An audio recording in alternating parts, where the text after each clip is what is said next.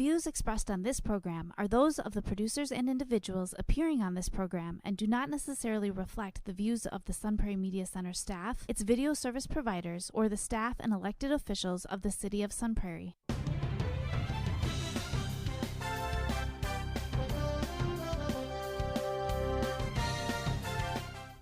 Hello everyone, welcome into Marc Madness Sports on this Friday morning, April 12th, 2024. I am Mark Karstens, the host of Marc Madness Sports, joined today by Sun Prairie East softball players, Grace Kramschuster and McKenna Gross. And McKenna, Grace, how are you both this Friday morning?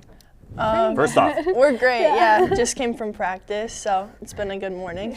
Well, excited to talk to you both about the 2024 Sun Prairie East Cardinals softball season. I guess Grace and McKenna, you guys both finally played a game in Wisconsin for softball. Yeah. You played 2 games down in Florida. You had the Florida swing before in March. What was it like finally playing a game in Wisconsin? It was kind of like relieving to get one in because we had seen like a lot of other teams in our conference had already played a lot, so we were kind of like waiting for it to be our turn. So it was nice. Yeah, it was definitely a little nerve-wracking, like being back home and having everyone like watch us again, but it was really fun. And maybe let me get more into the game specifically last night. Your Sun Prairie East Cardinals team won your first conference game, won your first game of the season, or first regular kind of game of the season, we can say. A 7-3 victory over Middleton. You faced a pretty good pitcher, Megan Button, who I got to watch once last year pitch against Sun Prairie West. But you guys were able to get enough runs off of her to get the victory. Maybe share kind of your thoughts on the game last night, that 7-3 win that your team had. Yeah, like McKenna said, I think everyone went in pretty nervous, you know, first game, especially being a home game. We had like lots of fans there. But I think everyone came together really well and like knocked any rust off, and we ended up playing really great, so it was good. Yeah, I think offensively, like we did like really well hitting the ball and getting people on base and getting them to score, and then also like stopping them when they're in the field, like hitting. Like we didn't let them score most of the time, so that was pretty good too. And I would say Taylor Baker did a nice job on the mound last night for you guys. I mean, she went 7 innings, 7 hits, 3 runs, 1 earned, 1 walk, 8 strikeouts. But I've seen Taylor pitch a lot, and I don't think she was even at her best last night, to be quite honest with you. But not to say that she needed to be. She did what you guys needed her to do to get the victory.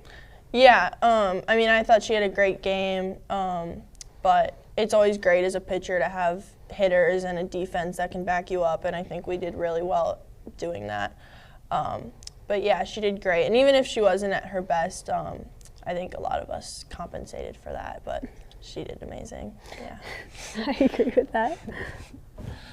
And again, I'm just saying that because Taylor has such a high standard. I mean, it's the standard for Taylor.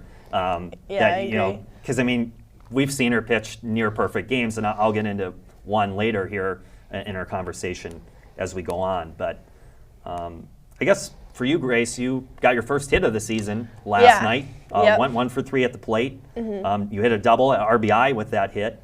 And then you reached on an error, I think. I couldn't really see the ball on that one hit you had in the 5th or 6th inning. It kind of got out of my sight because I was sitting right behind home plate. But you hit it down the right field line, and the right fielder must have missed it. She did, yeah. Okay, I didn't really get to see that real well from my vantage point. I guess maybe if you could share even that hit, because I couldn't see it real well.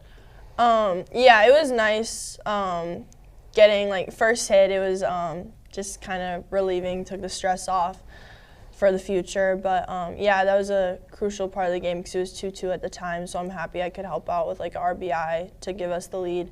And then, yeah, my third at-bat, I just hit it towards the right fielder. And yeah, she ended up just missing it because it was really close to the line.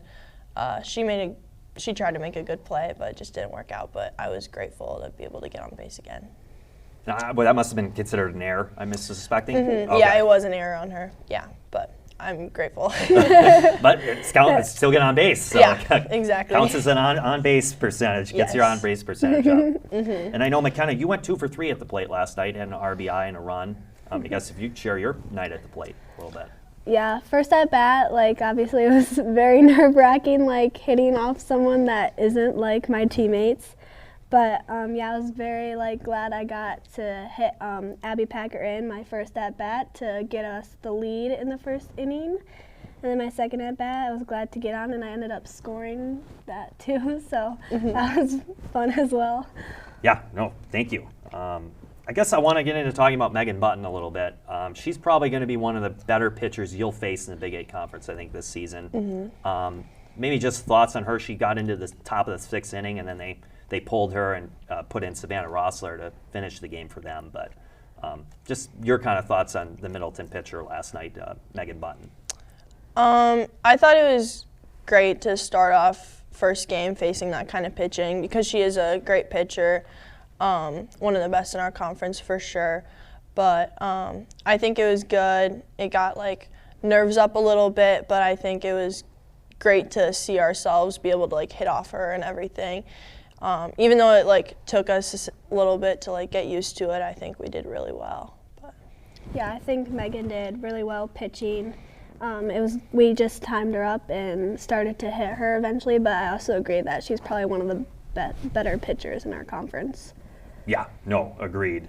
I guess I kind of want to talk about Savannah Rossler a little bit. She has a much different type of delivery, very funky, unconventional type of delivery. What is that like facing a pitcher like Savannah when you're facing a pitcher like Megan, who's obviously very good, but has more of a traditional fundamentals, traditional softball fundamental pitching that you would see? But I would think with the Savannah Rossler style, it's got to be harder to control her pitches with that funky delivery. I would think with the way that Megan Button pitches, she's probably not going to walk as many batters as Savannah would over a course of a game. yeah, I'm not sure how it is from the pitcher's perspective. I'm sure it has to be, I would think, more difficult, but if it works for her. But as a hitter, it was definitely, I didn't face her, only the first few batters in our order did. But I think it worked how they wanted it to because it's just a big change, especially also speed because she is a bit slower than Megan is, but it just kind of got us off our feet a little bit and a change of pace. So I did have a chance to see her, and it was definitely just different. You have to watch more of her release when it comes out than her motion part of it. So it was a little hard to like pick up the ball at points, but yeah, I think like the Middleton, like what they did with like switching the pitchers just got it to change up and get us like off our feet a little bit, which I think was a good idea. But yeah, she definitely had a funky delivery. I mean, I can imagine that for me that would have been difficult, seeing a pitcher like Megan Button who's throwing pretty hard, and then seeing a pitcher like that with this funky delivery that's kind of more off speed and different movement release points. That can throw you off, I'm sure, as a hitter. I mean, I play baseball, so I know how that can be. But I guess I kind of maybe touching on some schedule things. I think you guys played 22 games this season. Total, if we're counting the Florida swing. And then next week you have a game Tuesday at Verona, 5 p.m. And then you got another big game next week, the Hits for Autism game. I'm wearing the shirt for it right now. That'll be on Thursday, April 18th. You guys are going to be at home for this one. Because last year it was at Sun Prairie West, the Hits for Autism game. So the Hits for Autism game this year will be at home for you guys, at Sun Prairie East High School, 5 p.m. Maybe share about those two games next week, because those are going to be two big games that your team's going to face next week. Yeah, well, Verona is always like a great competitor. It's always fun to face them. So I'm happy that we get to play them so early in the season. And as for the Hits for Autism game, it's always like, I think, fun for us to face West. There's a lot of like friends on that team. But even though it is fun, it can also get like really competitive because, you know, you want to be the better Sun Prairie. But yeah, I think it's going to shape up to be a really fun week and a busy one with all the games we have. But yeah, it's going to be a lot of games for you guys next week. So I think 3 or 4 games. So yeah, we have a lot of like, because of all the cancels earlier, we have a lot of makeups in the future. So lots of busyness. Yeah. But yeah, I guess if either of you want to maybe share more on those opponents, I mean, Verona, Sun Prairie West, I mean, I think those are going to be two of the teams that you're going to be competing with for the conference title, I think, by year's end. Yeah, I think it's great that we get to play higher end teams through our conference so early. Like we just had Middleton, and now, yeah, those two that are definitely, we're all like in the running for top of conference. But I think it's exciting getting to play that high of competition. Yeah, I feel like Verona is always like the one that we kind of like have like, I guess, like a friendly rivalry with, like almost in a way. So it's always fun to play them. And then obviously Sun Prairie West, like they lost the Royal Twins last year, so that was a kind of a big loss for them. So I guess we'll see how our game goes against them. But yeah, I think it'll both be really good games. But maybe let's talk about West. Yes, they lost the Royal sisters, but they gained Lucy Moreno. So maybe touch on that, the addition of Lucy Moreno, who you guys did not face last year because she went over to play baseball at West last year. Yeah. So, and she's obviously a very talented young lady. She is, yeah. And she definitely has become like a big asset to their team, I agree.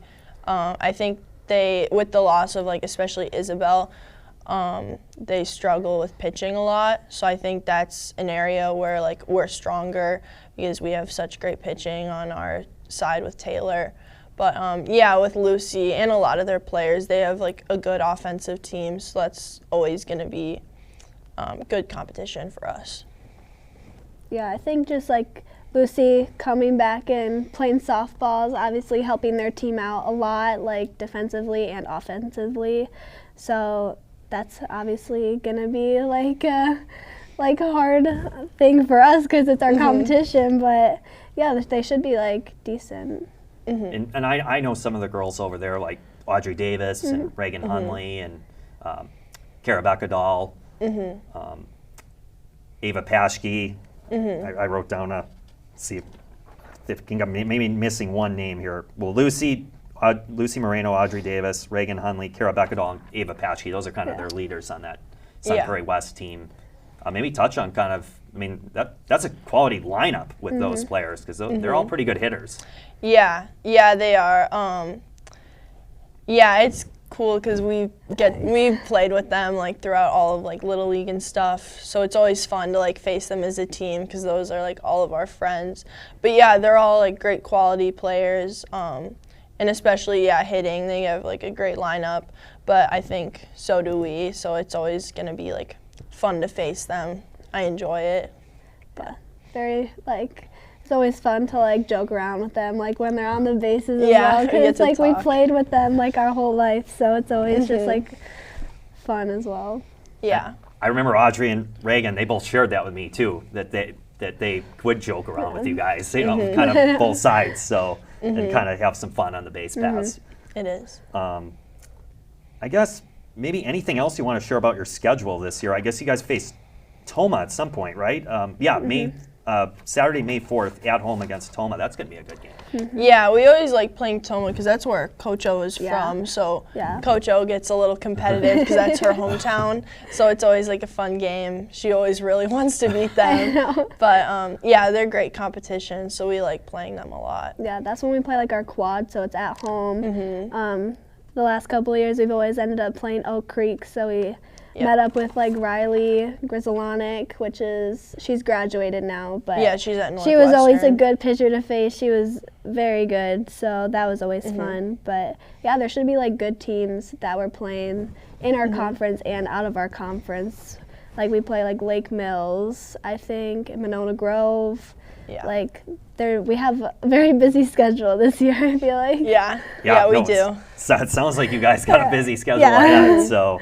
I kind of want to go back to actually talking about the Florida swing you guys had in the end of March. So your team went 1-1 on that Florida games.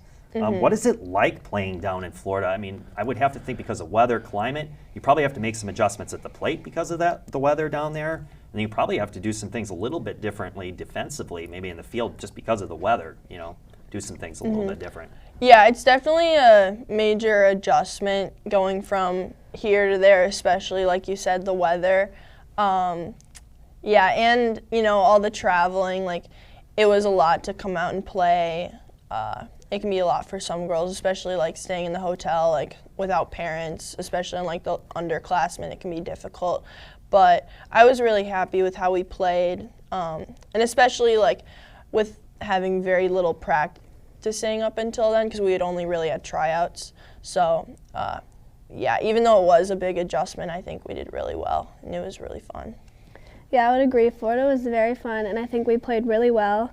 One of the days we went off of like 2 hours of sleep. Yeah, the first day. Because we got there at like 3:30 in the morning and had an 8 a.m. game. But I think we played really well, and the weather, like, we all got sunburned pretty bad. So it was like a little hurtful at times, but yeah, the weather wasn't too horrible there. Some days it was actually kind of cold there. It was. So that was a little surprising, but it was, I think we played well, and it was very fun down there. So you guys enjoyed the experience playing down in Florida overall? Yes. Yeah, it was great. Like, obviously the games, but I think off the field, like being able to be in the like hotel, and we were at Universal, so like going to like the theme park with our teammates and stuff, especially like so early in the season, I think it helped bring everyone together a lot. And I think now we're a lot closer because of it. So it was all really fun. I think it was a very good team bonding experience. Yeah, sounds like a great team bonding experience. Sounds like a lot of fun. I wish I could have gone down to Florida to cover some of your games down there. Yeah, it was great. You guys played a team, Aurora, Ohio, I think, or something like that. They must have been a pretty good team, because I think that was the one loss that you guys had. I think it was a 7-3 game I looked at. It was, yeah. Were they just a strong club, or? Yeah, they were a really good hitting team. And we did well against them, but I think it was hard being like so early in the season. And like I mentioned before, we had practiced very little as a team. So we were just like, you know, still had to work some things out and everything, which is like, I think where the loss kind of came from. But I think it's helping us a lot, like here in the regular season, that we kind of got that over with, and now we like are more together, and I think yeah, I think that team was really good, and we were actually like up in the end, and they scored all their runs in like what was it, like the bottom of the sixth or something. Yeah. So yeah, we kind of fell apart a little bit, and like our hitting, like we hit good, but we just couldn't like. We couldn't string them together. Yeah, we couldn't string them together and like get runs out of it. But it was a good experience, and like. Now we like know like things that we can work on and stuff like that. Yeah, no, thanks for sharing. So far you guys are 2-1 on the season. So early on here in 2024, you still have I think 19 games remaining. What do you guys record-wise? I mean, maybe what's the hope for your team with the 19 games remaining? What's your goal? I mean, I would say like for the rest of the time undefeated. Yeah, like them all. yeah, I think. I mean, yeah, that's really all it is. I don't think we just don't want to lose again. Like, yeah, that's kind of it. We just don't want to lose anymore. But I think like having lost that early in the season like helped us regrow from that point. So I think we feel a lot more confident now. Yep. I think we'll just keep building and growing each game and getting better and better. Yeah. So you think you guys, the goal is to go 21-1. You think you can do it? I think we so. can. Yeah, we've done really well in conference before, and we have a great team this year. So, yeah, I feel good. We both do. Maybe I can touch on conference last year. You guys went 19-1 in the Big 8 conference last year. So you only had one loss last year. So you guys have big shoes to fill from last year's team and what you guys were able to do. 25-5 on the whole season. Maybe touch on a little bit that 2023 season a little bit. It was a great season for your team. Yeah, I think we had a great group of girls last year. It was definitely like a loss. We lost our seniors last year, and they were all great. But I think we've done really well this year at coming together, and we've already had a lot of fun. And like we've said, Florida definitely helped a lot. But yeah, we had a great season last year, but we hope to have another one, and I think we can. Yeah, I think last year we did really well. We came together as a team really well. It was like Grace said, we had a great group of girls. Everyone got along. We all communicated well, and it was really fun. We had great team chemistry last year. But yeah, hopefully like we can do that again this year and keep winning like we did last year. And maybe have a better finish even than you did last year, because you guys still didn't accomplish the ultimate goal, which was winning a state championship, and that's probably what you guys are wanting to do this year. That, that's probably avenge that loss that you had in the state semifinals against Superior. Superior beat you guys 6-3. What was that experience like, playing maybe that particular game at Goodman Diamond Stadium, and just the whole experience at Goodman Diamond Stadium in Madison? I think getting the opportunity to play at Goodman has always been like amazing. Like, it's just nothing like it. But yeah, it was definitely hard last year coming up short, and especially being in the semis, not knowing, because going into the championship, win or lose, you know it's your last game. But I guess it was kind of like a surprise for us, because being the semis, we expected to go further, but we didn't. But still, like, nonetheless, it was just great to get to be there, and I hope to go back again this year and do even better. But yeah, it's always really fun getting to play there, no matter the outcome. Yeah, and it was fun to play Superior. We've never played them before, and they're a great team. We fought really hard, but at the end of the day, it didn't really work out for us that day, which is fine. But hopefully this year we can make it all the way to the championship and hopefully win. Well, they had a really good battery. Let me just say that. They had a really good battery combination of Ali Zembo and Emma Ray. Those two girls were, that was a talented duo there. And Emma Ray, I mean, she's obviously very good. She ended up going on to Northwestern after last year, because she got a Division I scholarship to play there. And then I know Ali Zembo, she pitched the whole game. I think she only gave up 3 runs against you guys, and just pitched really well for Superior. I guess, what was it like, playing players like that? Because, I mean, you guys don't face players like that too often throughout the season that are like quite to the caliber of like Ali Zembo and Emma Ray. Yeah, it's definitely, like, it can be really nerve-wracking going into face a player like that. And especially at Goodman with the type of crowd that comes, I think everyone gets a lot of nerves. But it also, like, I think fueled us a lot. It made us want to, like, excel more. And it was also, like, even though it did come with, like, the fear, I think it fired us up a lot, which helped. And even though we did come up short, it was just, like, it was such a great opportunity to get to face a player like that, especially, like you said, because that's pretty rare in high school. So, yeah, I think it's always good to face players where they're at that level of competition, and it's, like she said, very like nervous, because you're like, oh, I know you're really good, like what are you going to bring to the table this game? But yeah, I think it's just a good experience, so then we can like play to that level with them and hopefully like give them a good game. What was kind of strange for Superior in that game, their best hitter was the player that had the worst batting average on their team going into that game, Avery Visker. She went 3 for 3 in that game. She looked tremendous. She looked like their best player, and it's just kind of funny that, she had the lowest batting average on their team, yet she was the leading hitter on their team in that particular game. Yeah, I think going into state for anyone in the batting order, for whatever stats, like, it's just an opportunity to really like show out. And at that point in the season, like, everybody has a part to fill, and when like your teammates aren't, like, you get the chance to like help out. And I think it's really great that like she got the opportunity to do that. And yeah, I mean, good for her. And I feel like sometimes batting average doesn't represent like the true player that you are sometimes. So the fact that she went 3 for 3 and had the lowest batting average is amazing. I feel like good for her. I agree. Yeah. And I want to talk about in that Superior game about Abby Packard, who really played fantastic in that game. She had an amazing game in that game. She was probably your leading hitter. I think she went 3 for 4 at the plate in that state semifinal game. How would you say, Abby, because she was just a freshman last year, how would you say she really improved throughout the year? Because I feel like she really improved from beginning of her freshman year last year to the end, and then I think she's even improving more this year as a sophomore.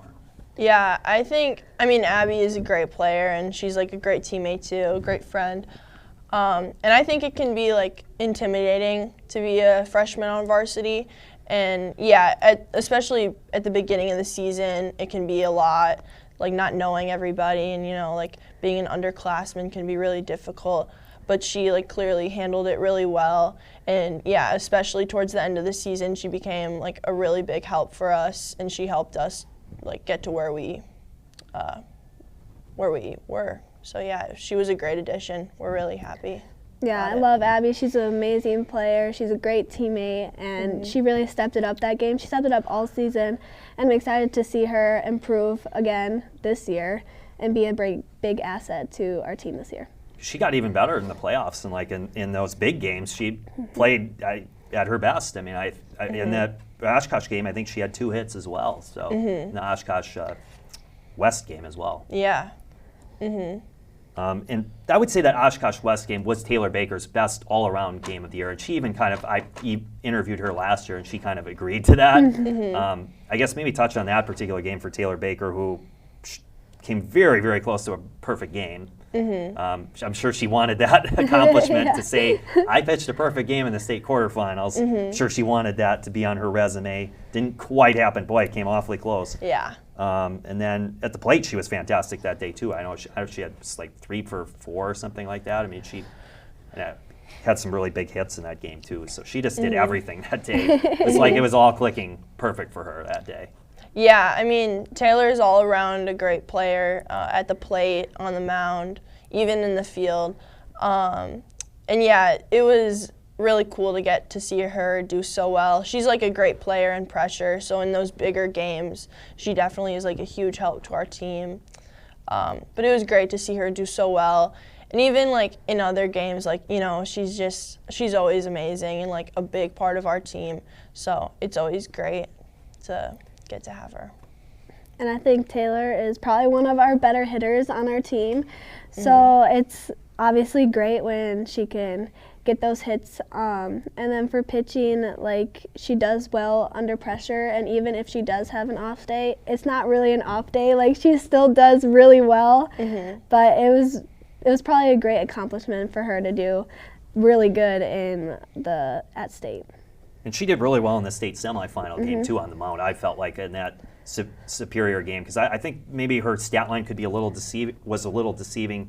One, I mean, Kenzie Longley missed a ball that she would normally catch, I'll just be honest, in left field. And that was hit out her way, and I'm guessing that was counted as an error because I was at the game. I don't remember if that was an error or not. There were a lot of errors in that game, just on both sides, not just for you guys, but for that Superior side. And that was just probably a situation of nerves. I mean, for both sides, because I mean it's a big spotlight moment. I mean, you guys got a big crowd. I mean, Superior's not used to, I'm sure, having that type of crowd. You guys aren't used to having that sort of crowd come to a game. So I think it was just the pressure and the intenseness of that game caused maybe a little more errors on both sides than you would typically see. Yeah, absolutely. Yeah, I think for anyone, you know, you can like imagine playing there, but until you really step on the field, it can it just doesn't feel real, honestly. But it's always just great to get to play there, even though it is very like scary. Honestly, it is scary. It also like gives you a lot of adrenaline.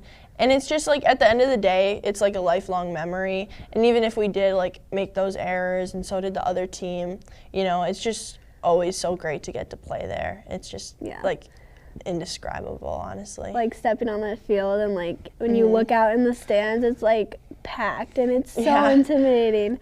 But it's always just a good experience there. And like we made errors, other team made errors, but I mean errors are made, like nobody's perfect, so it was still a good game, I feel like. Yeah, no, that's a valid point. I mean, errors, everybody's going to make errors at some point in the season. That's part of baseball, it's part of softball, it's part of those sports. So, Grace, I want to talk to you about your commitment. Well, congratulations to you on that, first off. I know you're going to the University of Tennessee, Chattanooga. You're wearing that, wearing that sweatshirt for the softball. I guess, what made you choose that Division I college for softball, and what are you excited about with maybe that program and the coaching staff, players there? Maybe anything you want to share about kind of what made you choose Chattanooga? Yeah. So it's a lot of people find it kind of like odd because it's so far away, but I'm really close with my parents, and they after I graduate high school, they're moving to Tennessee. That's where they want to retire, and that's where they want to like live for the rest of their lives. They want warmer weather, and because of my like close relationship with them, I want to stay close. That's really important to me. So since my freshman year, I immediately started like looking at schools down there, knowing that they were going to end up there. So I went to like a bunch of camps. You know, I went on like lots of visits down there, and I just genuinely fell in love with Chattanooga. I think it's a great city and somewhere I could really see myself being happy and like living there. And I also, the coaching staff was a huge part of it. That's a really big thing I'm excited for. I get along with them super well. And the whole environment was just super welcoming, so I'm really excited. Yeah, no, thank you. I guess maybe anything more on, have you gotten to meet any of the players or anything like that on that team? Or? Yeah, so I've been going to camps since I was a freshman, so I've been able to get to know a lot of them pretty well. And then I also, in the winter time, I had my official visit, so I got to stay in the dorms and stuff with all the players for a few days, which, yeah, I'm still getting to know a lot of them. It's still new, but yeah, they've all been great and really welcoming, and I look forward to playing with them. They're all amazing. McKenna, I guess I'll ask you about any college commitment, recruitment for you at all? I made this sports, decision a while ago that I wasn't interested in playing college softball. I really just wanted to focus on school academically and just proceed that way. But what are your college plans, if you wouldn't mind sharing? I'm going to the University of Minnesota Duluth, and I'm going to major in biochemistry and then hopefully go into the pharmacy school after that. That is held there. Well, yeah, thank you for sharing. And you might see Ian Ackley there. Yes. Ian Ackley's joining you over there, and he's going to be playing football over at University of Minnesota Duluth. He had Ian on a couple weeks ago. So I'm actually going to end with a fun question segment, and then I think we'll end it for today.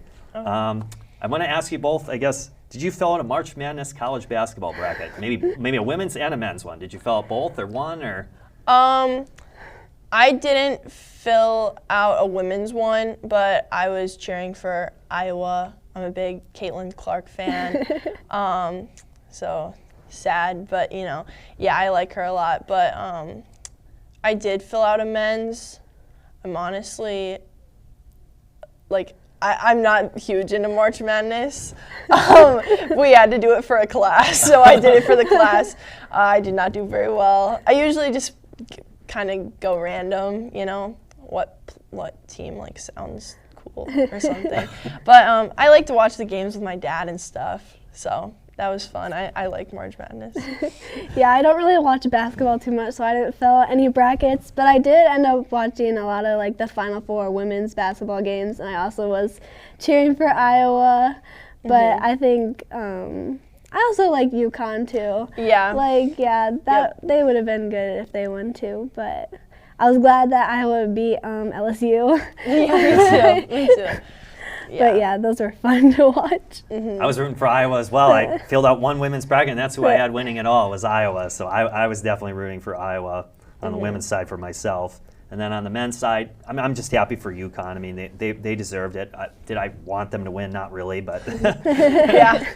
Because I like to see. I don't like seeing teams win back-to-back years. I like to see changes in that. But congrats to them. I mean, give them a lot of credit. They're well coached. They had a really good team. They deserved it on the men's side. Yeah. I'll ask you guys favorite food for each of you, or maybe favorite cuisine. Oh God. I love sushi a lot. That's definitely my favorite. I feel like that's a lot of girls' favorite food, but whatever. Yeah, my mom, we started eating it when I was really little, and it's both of our favorite foods. So, yeah, I love it so much. Well, that's a great answer. I think I gave that on a program, so that is an answer. Sushi. That's one of my favorites too. So. I feel like I can't pick a favorite food. I feel like it depends on what mood I'm in. But I feel like I like Italian food a lot, or I can do Chinese food. That would be a good favorite cuisine type. All right, maybe I'll ask this as the final question, and then I'll wrap up here. Favorite movie of all time and why? Oh God. Ooh. Do you know the movie Mid-90s? I don't. It's a skateboarding movie. It's like kind of like a coming of age. I love it so much. I also really like 500 Days of Summer, if you know that movie. Okay. Maybe not. I think I've heard of it. Oh, but like this one, like my childhood favorite was Princess and the Frog. Oh, that was a I good know. one. Like that Yeah, was that was a good one. and that's like probably my favorite like comfort movie. So maybe I'll go with that one. But yeah. I have lots. I think like a comfort movie like 16 Candles. Yep. That's a good one. Or also like the Pitch Perfect like movie series. All three of those movies are really good. Yeah, our team likes It's so those hard a lot. to choose, I feel like. I'll tell you a couple of mine. I really like Pursuit of Happiness with Will Smith. That's a really good movie. And then I'm going to tell you a sports one. Remember the Titans. I love that one. Denzel Yeah. Washington, obviously. That's a my great dad one. made me watch I know, that. my dad watches that all the time. Yeah. All right, actually, I changed my mind. This will be the last question. Okay. Favorite athlete in any sport to watch and follow? I really wanted to hear what your favorite athletes were. Ooh. I love Christian Yelich from Brewers, probably. Yeah, I just like rooting for him a lot. The Brewers is just like my favorite team in general, probably to watch. Just because like to get to see them live and stuff, they're so close. But yeah, I've always liked him a lot. Yeah, I like to watch him bat and everything. I love that answer. 'Cause I love Christian Yelich. So Yeah. great answer. Great answer. Thank you. I know, I'd also probably have to say him too because I feel like I watch baseball like the most. Yeah. So I feel like anyone on the Brewers, but Christian Yelich is always just like a good like fave. Yeah, it's a great answer. I was thinking Christian Yelich for me was one that always comes to mind. Jordy Nelson. I love Jordy Nelson for the Packers. I know he doesn't play for the Packers anymore. Great guy. I just really like him. Giannis. Giannis, fantastic basketball player. Just Yeah, I agree. a great ambassador to the sport of basketball. So Giannis would have to be very high on my list as well. Yeah. Well, that concludes Marc Madness Sports on this Friday, April 19th, 2024. I'm Mark Karstens, the host of Marc Madness Sports, joined today by Sun Prairie East Cardinals softball players, Grace Kramschuster and McKenna Gross. McKenna, Grace, thanks again for coming on my sports program today. And be sure to watch McKenna and Grace's favorite movie of all time. So have a great rest of your Friday, and goodbye for now from the Sun Prairie Media Center on Marc Madness Sports.